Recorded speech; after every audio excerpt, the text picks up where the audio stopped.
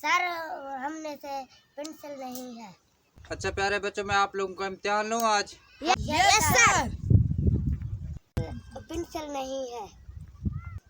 अच्छा, आप मैं लोगों से किसी के पास डबल पेंसिल हैं?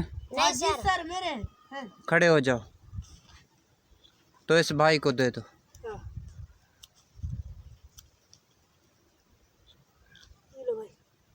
शाबाश, बैठ जाओ।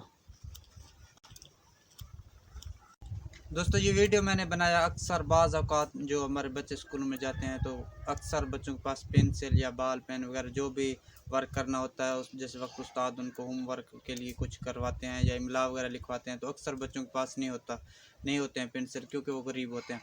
कोशिश किया करें, अगर आप के पास मालदार हैं तो अपने बच्चों को एक पेंसिल की बजाय 2 पेंसिल दिया करें। अगर नाश्ता वगैरह देते हैं तो दोपहर का अगर खाना उनको दे देते हैं कि जाके स्कूल में खाना खाना दोपहर के टाइम, तो कोशिश किया करें 1 रोटी की बजाय 2 रोटियां बैग में रख दिया करें। सिर्फ वीडियो